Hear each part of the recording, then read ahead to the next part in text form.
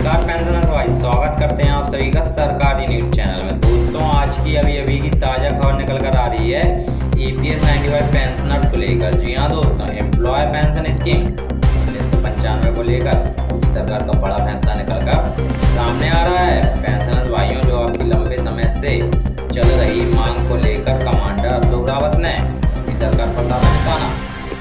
जल्दी जाएगी EPS 95 pensioners को 9,000 रुपये प्लस DA की बढ़ी हुई पेंशन। जी हाँ दोस्तों,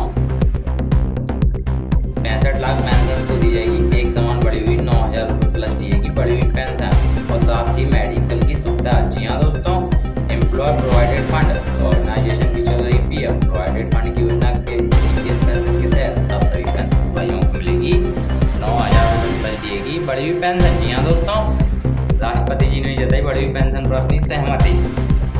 जल्द दी जाएगी EPS 95 पेंशनर्स को 9,000 रुपये प्लस DA की बढ़ी हुई पेंशन। जी हाँ दोस्तों, हालांकि बढ़ी हुई पेंशन पर लगी फाइनल मोहर केंद्र सरकार ने जारी की फाइनल डेट। जानिए कैसे कर पाएंगे चेकलिस्ट में अपना नाम चेक। जी हाँ दोस्तों, सरकार ने तत्कालीन प्रभाव से जारी की 65 लाख बढ़ी हुई पेंशन की सूची। जल्द करिए अपना नाम चेक। जी हाँ दोस्तों, ऐसे ही सारी खबर को जानने के लिए हमारे चैनल को सब्सक्राइब कर लें और बेल आइकन ऑन करना ना भूलें। तो चलिए दोस्तों, बढ़ते हैं आज की ताजा बड़ी खबर की ओर।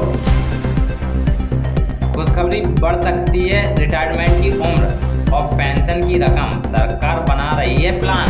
यहाँ दोस्तों, केंद्रीय कर्मचारियों को जल्दी ही खुशखबरी मिल सकती है। कर्मचारियों के रिटायरमेंट की उम्र और पेंशन की राशि बढ़ाने पर सरकार विचार कर रही है। प्रधानमंत्री की आर्थिक सलाहकार समिति की तरफ से सरकार को ये प्रस्ताव भेजा गया है। इस प्रस्ताव में देश में लोगों के काम करने की उम्र सीमा बढ़ाई जाने की बात की गई है। PM की आर्थिक सलाहकार समिति ने कहा है कि देश में रिटायरमेंट की उम्र बढ़ाने के साथ यूनिवर्सल पेंशन सिस्टम भी शुरू किया जाना चाहिए। यहाँ दोस्तों, सीनियर सिटीजन की सुरक्षा समिति की रिपोर्ट के अनुसार इस सुझाव में के तहत कर्मचारी को हर महीने कम से कम 9,000 रुपये का पेंशन दिया जाना चाहिए। आपको बता दें कि आर्थिक सलाहकार समिति ने देश में सीनियर सिटीजन की सुरक्षा के लिए बेहतर व्यवस्था करने की सिफारिश की है। स्किल डेवलपमेंट है जरूरी। जी हाँ दोस्तों, रिपोर्ट में कहा गया है कि अगर कामकाजी उम्र की आबादी को बढ़ाना है तो इसके लिए सेवानिवृत्ति की उम्र को बढ़ाने की सख्त जरूरत है। सबको कम करने के लिए ऐसा किया जा सकता है। रिपोर्ट में 50 साल से ऊपर के व्यक्ति के लिए भी स्किल डेवलपमेंट की बात भी कही गई है। जी हाँ दोस्तों, रिपोर्ट में कहा गया है कि केंद्र और राज्य सरकारों को ऐसी नीतियां बनानी चाहिए जिससे कौशल विकास किया जा सके। इस प्रयास में असंगठित क्षेत्र, दूर दराज के इलाकों में रहने वाले रिफ्यूज प्रवासियों को भी शामिल किया जाना चाहिए जिसके पास ट्रेनिंग हासिल करने के साधन नहीं होते हैं, लेकिन उनका ट्रेंड होना जरूरी है। जी हाँ दोस्तों, वर्ल्ड पॉपुलेशन में 2019 की रिपोर्ट आपको बता दें कि वर्ल्ड पॉपुलेशन प्रोसेस 2019 के अनुसार साल 2050 तक भारत में करीब 32 करोड़ सीनियर सिटीजन हो जाएंगे। यानी देश की आबादी का करीब 19.5% व्यक्ति सेवानिवृत्त की कैटेगरी में या आ जाएगा। साल 2019 में भारत की आबादी का करीब 10% या 14 करोड़ लोग सीनियर सिटीजन की कैटेगरी में है। जी हाँ दोस्तों, देश के लाखों कर्मचारियों की बढ़ सकती है मासिक पेंशन। प्रोवाइडेड फंड के नए रूल पर जल्द फैसला लेगी सरकार। जी हाँ दोस्तों, EPS यानी एम्प्लॉय पेंशन स्कीम, यह स्कीम भी EPFO के जरिए ही चलती है। हर महीने EPFO में जमा किए जाने वाले पैसे का कुछ हिस्सा EPS में चला जाता है। बाद में पेंशन के रूप में यही पैसा मिलता है। न्यूनतम पेंशन की राशि बहुत कम है, इसके बढ़ाए जाने की उम्मीद लग रही है।